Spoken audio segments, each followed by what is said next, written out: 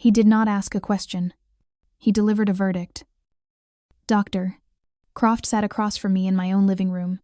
His voice was a suffocating blend of synthetic concern. He asked me if I often found myself forgetting where I had placed the baby. This was the immediate attack. It was cruelty in its purest form. He was not just implying I was forgetful. He was implying I was a danger to my own child. It continued, asking if I felt resentment toward my son. If I had thoughts of harming him. He twisted the profound, crushing exhaustion of new motherhood into active malice. Margaret, my mother-in-law, sat beside him. She wore a mask of pain nobility. David, my husband, stood by the fireplace. His back was to me. He was studying the cold ashes. This was the explanation. This ambush was a coordinated effort. They expected me to shatter. They expected hysterics, tears, and frantic denials. All of it would be entered into the doctor's neat leather portfolio as evidence. That was their flawed expectation. But the cruelty of the attack was so profound. It bypassed shock and went straight to ice. A chilling cold settled over me. This was the instant counterstrike. My grief and fatigue did not matter. This was a tactical maneuver. And I was analyzing it. I did not see a doctor. I saw a legal instrument. I recognized the terminology he was using. Postpartum psychosis. Emotional volatility. Inability to manage daily affairs. This was not a wellness check. This was the first step in establishing a conservatorship. This was a legal assassination. Doctor. Croft smiled gently. He was a predator, mistaking stillness for surrender. He said that my husband had told him I was struggling. I looked past him. At Margaret. Her face was a perfect portrait of old money grief. She was the martyr. The cold actor. Burdened by the common. Unstable girl. Her son had married. The present dissolved. The smell of the doctor's leather portfolio faded. It was replaced by the smell of old brandy and true, acrid desperation. I was in this same room.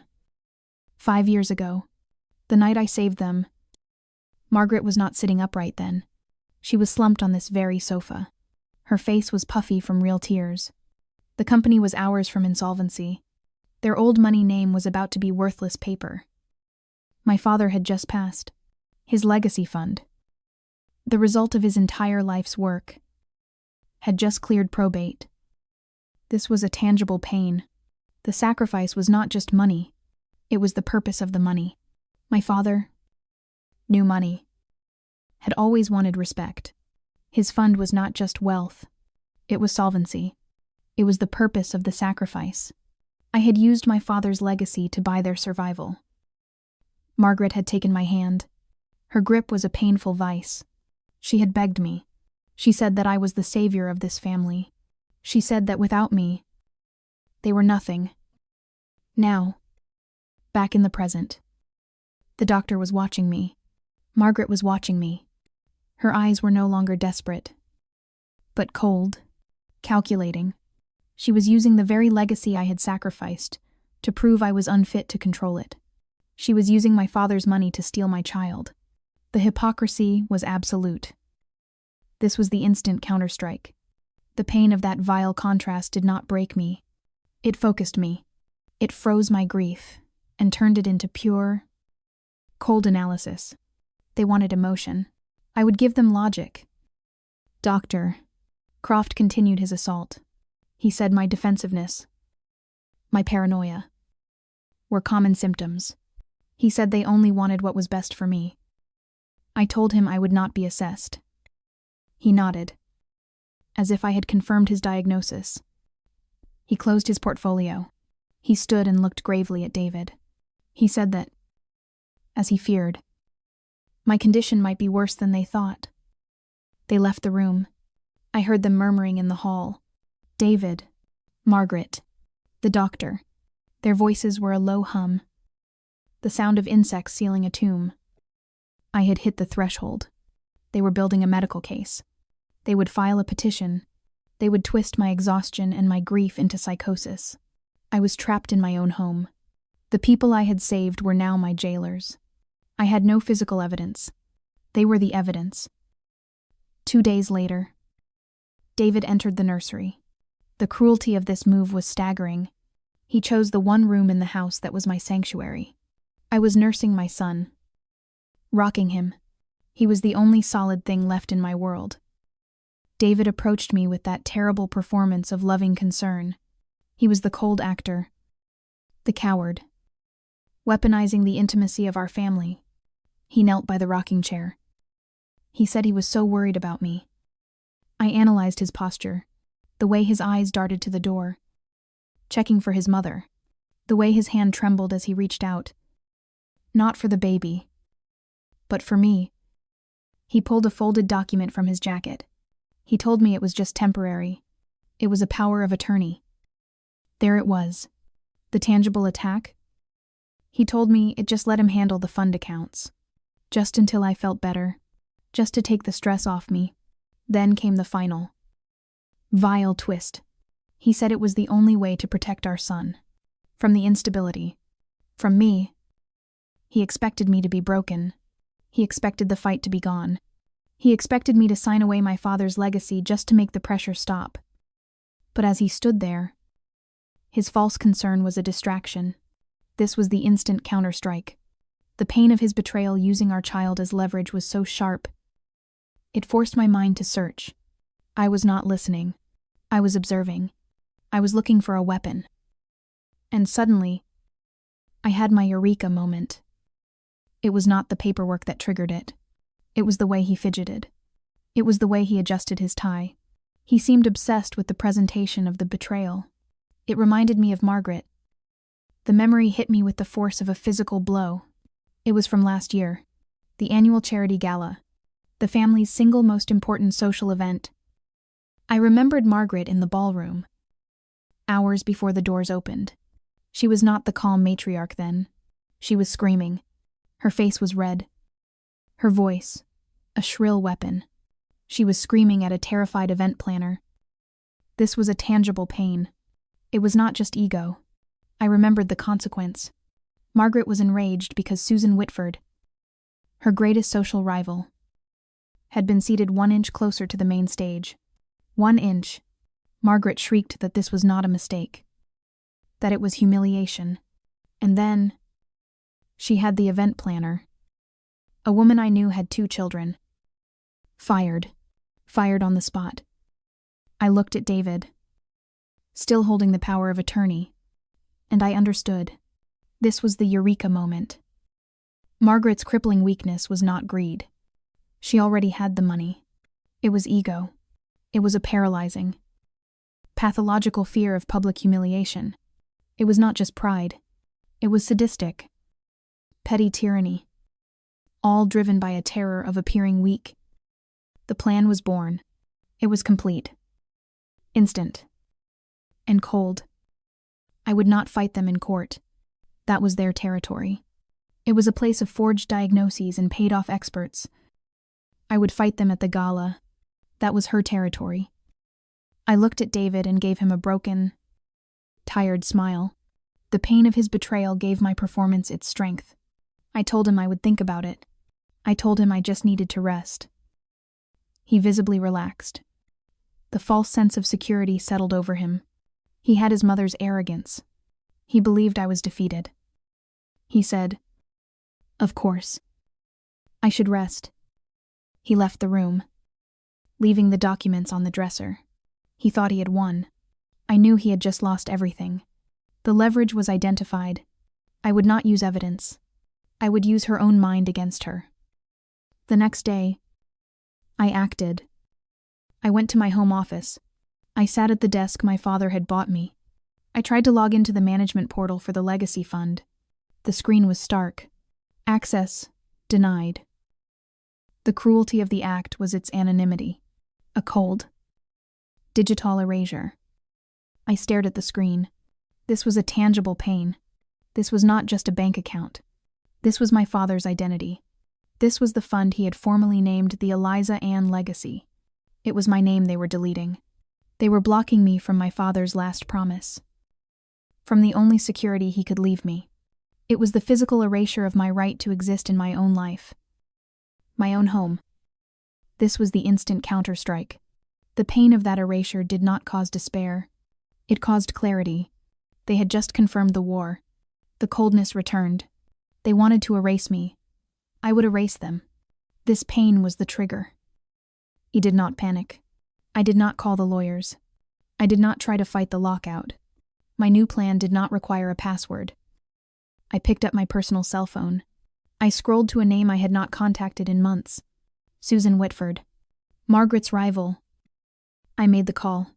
I pitched my voice low, filling it with exhaustion and fear. I told Susan I was so sorry to bother her. I said I just did not know who else to turn to. Susan's voice sharpened. She smelled blood in the water. She asked, "Elisa, darling, what is wrong?" This was the bait. I told her it was Margaret. I said I was so worried about her. I said she seemed terribly confused. She keeps forgetting things. Major things. Susan asked how she was confused. Her excitement was barely concealed. I said, "Financially." I told her Margaret kept talking about creative accounting and moving pledges around. I said she had forgotten a major pledge she made to the children's hospital. I said they had to call David to fix it. I said I was worried she was losing her grip. I had just inverted their own social warfare. I was not accusing. I was expressing concern.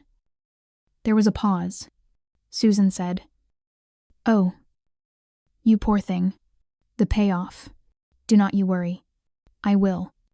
I will check on her. I will find out what is going on." I hung up. I knew what would happen next. Within 10 minutes, Margaret would receive a concerned call from her greatest enemy. The first domino had fallen.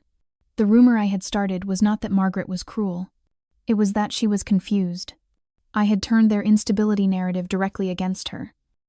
She would be blindsided. She would be enraged. And she would walk into that gala in 3 days desperate, defensive, and psychologically primed to prove her mental sharpness to everyone. She was walking into my trap. The night of the gala arrived. The ballroom was suffocating. It was a sea of diamonds and fake smiles. This was Margaret's battlefield, the place where she cemented her power. And she was at the height of that power. She stood at the entrance, greeting senators and billionaires. She was a queen in her court. When she saw David and me approach, her mask of concern snapped into place. This was her attack. The cruelty was in her physical touch. She glided over, ignoring me, and kissed David. Then she turned to me and took my hands in hers. Her grip was cold. She did not just touch me. She embraced me. She held me in a cold, reptilian grip, trapping me against her diamonds, pinning me in place. She held me there. She performed her concern over my shoulder to the watching crowd. She said, her voice loud enough for everyone to hear, that I was so brave for coming, that they were all so worried about me. During this difficult time, I was a prop in her play. It was a masterstroke of public gaslighting. She was using the guests as weapons, forcing them to validate my illness. This was a tangible pain. It was suffocating. I saw the pitying looks. I saw the whispers. Their pity was not kind. It was a physical weight, a validation of Margaret's lie. They were burying me in their false concern. This was the tangible consequence of her lie. I could not breathe. This was the instant counterstrike. Margaret expected me to be the meek, broken wallflower. She expected me to hide. But the suffocation of that pity was the trigger. I had to change the narrative. I had to escape the weight of their pity. I pushed myself out of her embrace. Gently, but firmly, I smiled at her. A brief, cold smile. I told her she was too kind. I let go of her hands and walked past her. I walked past David, who was already lost in a conversation. I ignored the pitying stares. I was not walking. I was counterattacking. My target was Cassandra King. She was the city's most feared financial journalist. And she was watching the room. Cassandra did not care about family drama. She cared about fraud. She was the real weapon. I saw Margaret watch me. I saw her smile tighten. She had noticed my deviation from her script. I did not stop.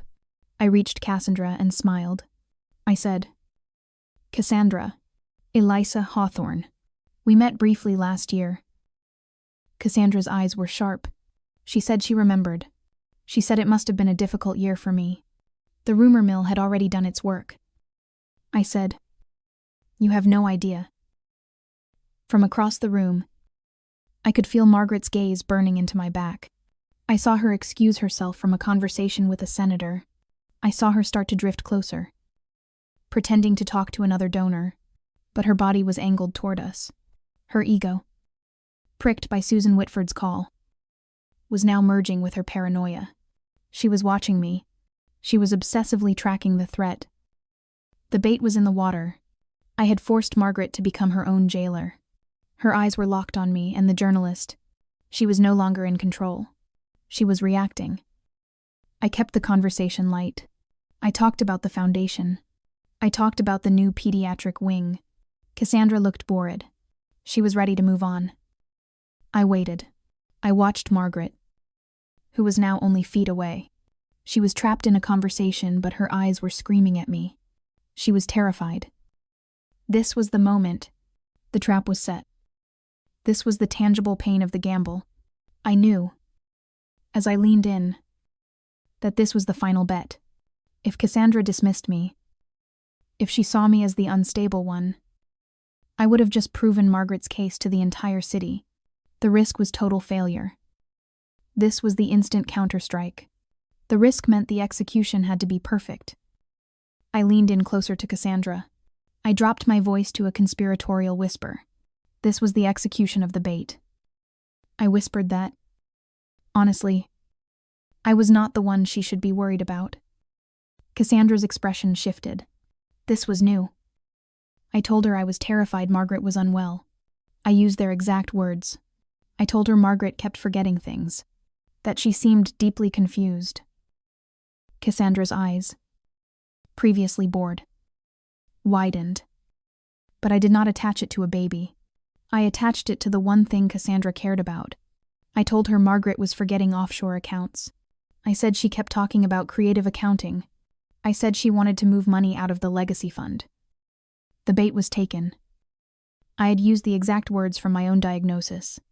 Unwell, forgetting, confused. But I had attached them to a felony. This was no longer a family drama story. This was a financial fraud story. I watched Cassandra's gaze lift from me and lock onto Margaret. She was no longer looking at me with pity. She was looking at Margaret like a shark. Margaret saw the shift. She saw the predator lock on. She panicked. I saw the color drain from her face. She realized, in that instant, that the narrative of instability was being stolen from her. Her ego, her desperate need to appear sharp and in control, overrode every logical circuit in her brain. She had to prove her mental acuity. She had to prove her financial control. Right now, she started walking toward us. Her pace was too fast. Her old money glide, the one she used to dismiss rivals and servants, was gone. It was replaced by a clipped, aggressive stride. This was not a performance of grace. It was the march of an executioner. David, seeing hair, hurried to intercept. He tried to touch her arm. His face was pale with a new, dawning horror.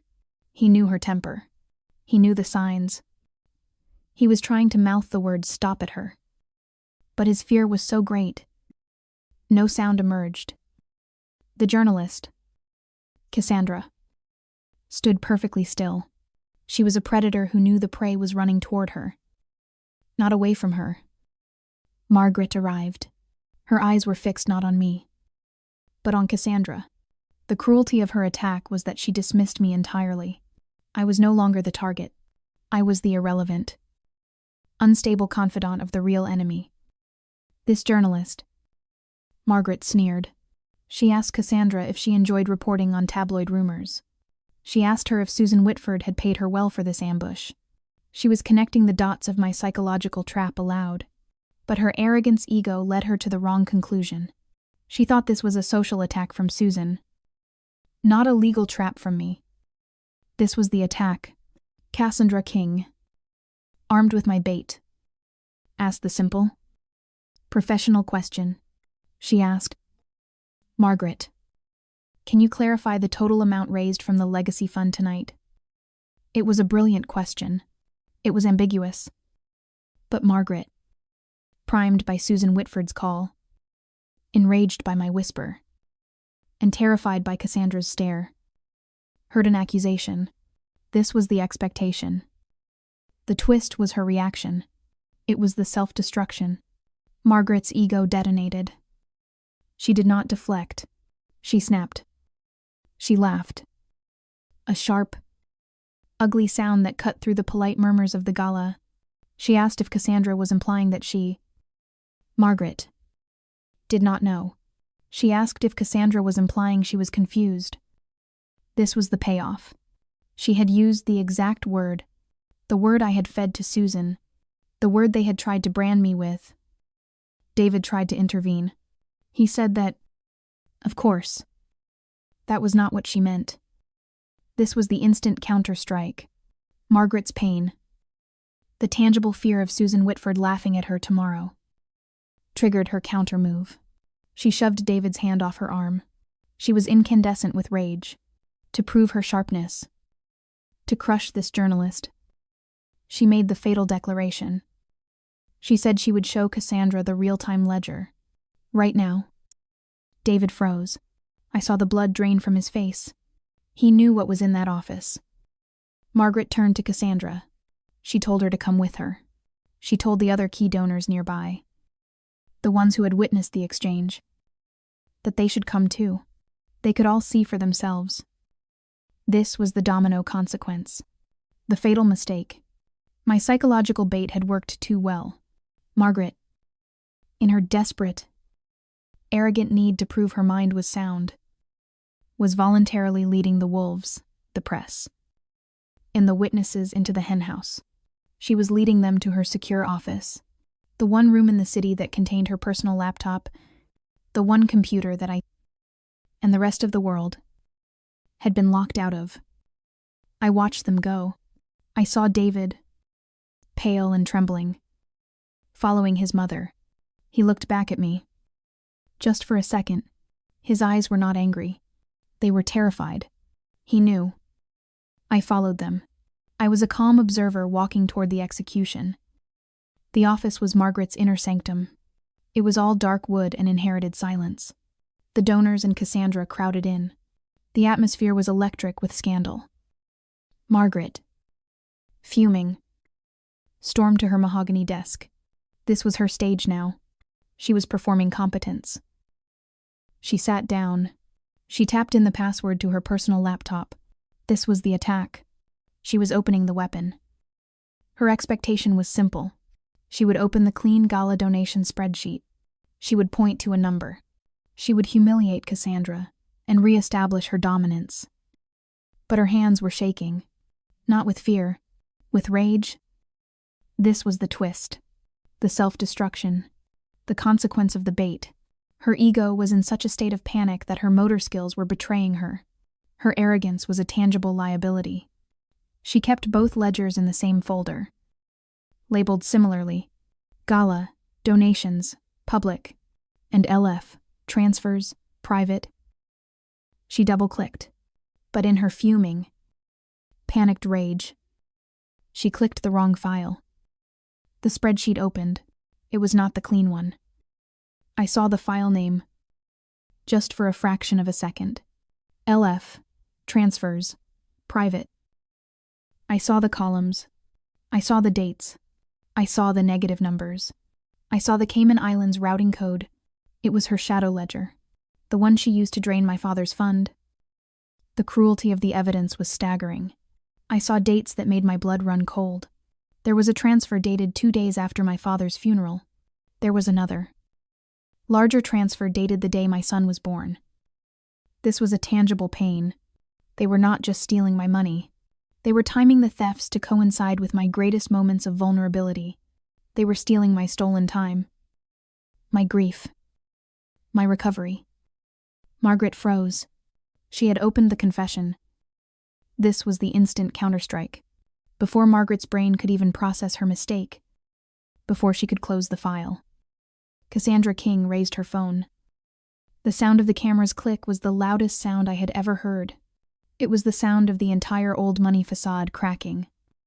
The flash illuminated Margaret's face. Her mouth was open in a silent scream of comprehension. This was the payoff. The journalist had the photograph, the digital proof. My psychological trap had just yielded tangible, physical, undeniable evidence of felony fraud. The game was over. This was not luck. This was not a random accident. This was the direct, inevitable, logical consequence of my whisper in Part 5. My bait had caused the panic. The panic had caused the rage. The rage had caused the trembling hand. The hand had caused the wrong click. The entire chain of dominoes had fallen exactly as I knew it would. The silence in the room was absolute. The donors looked at the screen. Then at Margaret. David. My husband. The coward. Reacted first. This was the leverage. The irrefutable proof on the screen. The photograph in Cassandra's hand. This was the attack. The cruelty of his betrayal was immediate. David, seeing the end, immediately turned on his mother. He did not hesitate. He lunged forward. He did not try to defend her. He saved himself. He shouted. It was a narcissistic rage. Hot and terrified, he yelled that he knew nothing about this. He yelled at the donors. His voice cracking. That she had been unwell. He said she had been confused for months. This was a tangible pain. He was stealing my words. He was stealing the very bait I had created. He was trying to co-opt my narrative to paint himself as the victim. The long-suffering son of a confused mother. He was proving he was the absolute hypocrite. This was the expectation. He expected to save himself. He expected everyone to believe him. This was the twist. My twist. The instant counterstrike. The pain of his hypocrisy. The audacity of him stealing my logic. Triggered my final move. I let him finish. I let the donors absorb his pathetic, cowardly performance. Then, I stepped forward calmly into the silence. I looked at David. I asked him. Unwell. He turned to me. His eyes wide. Sensing the trap too late. I continued. My voice cold and clear. Is that why you brought me power of attorney documents yesterday? David. The room went colder. Cassandra's head snapped toward him. I pressed the attack. To get my signature on the accounts she was emptying. This was the payoff. The counter judo. The donors gasped. They physically recoiled from David. His betrayal of his mother was disgusting. But my words made him the accomplice. He was trapped. He had validated the premise of the crime, her confusion. And I had just provided his motive, his attempt to get my signature. He was not the victim. He was the co-conspirator. This was the domino consequence. Total social destruction. The donors, realizing they were witnesses to a massive conspiracy, fled the office. They fled the gala. They were already on their phones, calling their lawyers, pulling their support. Margaret's reputation was permanently annihilated. David's reputation was gone. The family name was toxic. Cassandra King just looked at me. There was a flicker of respect in her eyes. She had the complete story. She had the photo. She had the motive. She had the witnesses. She turned and walked out, already dictating into her phone. Margaret finally moved. She looked at the laptop screen. She looked at David, who was staring at me in mute hatred. Then, she made a low, animal sound and swept her personal laptop off the desk. It shattered on the floor. But it did not matter. The photograph was already gone. The next morning, the story was on the front page of every financial paper. Gala of fraud. Cassandra King's article was precise. It included the photograph of the ledger. It included the dates. It included my quote about the power of attorney. This was the leverage, the public evidence. This was the attack, the SEC and the district attorney, spurred by the public outcry, moved immediately. They opened investigations. They froze all family assets. This was a tangible pain. I received the call an hour after the story broke. It was my own bank. The federal order had frozen everything, including my commingled legacy fund. For one agonizing moment, I felt the terror. They had lost, but they had pulled me down with them. They had scorched the earth. My father's fund, the very thing I fought for, was trapped in their legal nightmare. This was the instant counter-strike, that single, tangible moment of pain. The fear of losing after winning triggered my counter-move. I did not call the family lawyer. I called the new lawyer I had hired in secret 3 weeks ago. This was the twist. My psychological bait at the gala was not my only plan. It was just the public execution. I revealed my preparatory intelligence. I asked my new lawyer if the access denied screen was enough. He confirmed it. My lawyers had filed an emergency injunction 3 weeks ago. The tangible pain from Part 3, the moment they locked me out, access denied. The moment they tried to erase my name from my father's fund was the instant counterstrike. The lockout was not just an insult. It was a breach of contract. I had used that breach legal system knowledge to file an injunction to separate my father's legacy fund from the family accounts. I cited gross mismanagement and my exclusion from oversight. The judge had been hesitant. He saw it as a family dispute. This was the payoff. Cassandra King's front-page story, with the photograph of the offshore account, was the final, irrefutable proof the judge needed. The court granted the injunction, retroactive to the filing date. Margaret and David's assets remained frozen, seized by the federal government. My legacy fund was released, clean and intact, back into my sole control. This was the domino consequence. Margaret and David were left bankrupt. They were facing federal charges. I had secured my entire inheritance. My father's legacy was safe. The trial was short. The photograph was undeniable.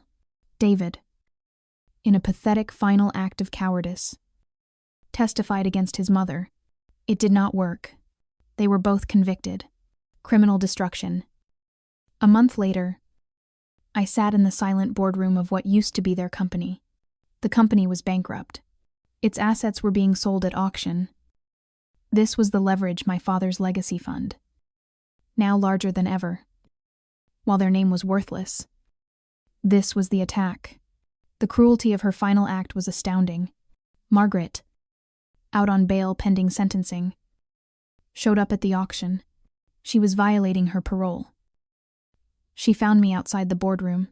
She did not cry. She did not beg. She blamed me. She said I had destroyed the family. She said I had ruined my own son's heritage. She hissed that I had done all of this for the sake of the grandchild. This was a tangible pain. She was using the exact words, the exact excuse, my child, that they had used to start the war. Back in the nursery, with the doctor, the hypocrisy was absolute. This was the expectation. She expected my common weakness, my sentimentality, to finally break me with guilt. This was the twist. The instant counterstrike. The ice from that first meeting with the doctor had never thawed. I looked at her. This woman who had tried to steal my child, my money, and my sanity. I felt nothing. I asked her, the grandchild whose mother you tried to have committed, the legacy you tried to steal. This was the payoff. I walked past her and into the auction. I was the only bidder. I used the legacy fund to buy out the now worthless company shares for pennies on the dollar. I took 100% control, financial and career destruction. This was the final domino consequence, the final destruction. Margaret and David were sentenced to prison. My first act as the new owner was to call an emergency board meeting. My only motion was to rename the company. I stood in my new office, the one that had been hers. I was holding one of the heavy, bronze letters that the workmen had just removed from the stone facade outside. The letter H. It was cold in my hand. This was the tangible pain of their defeat.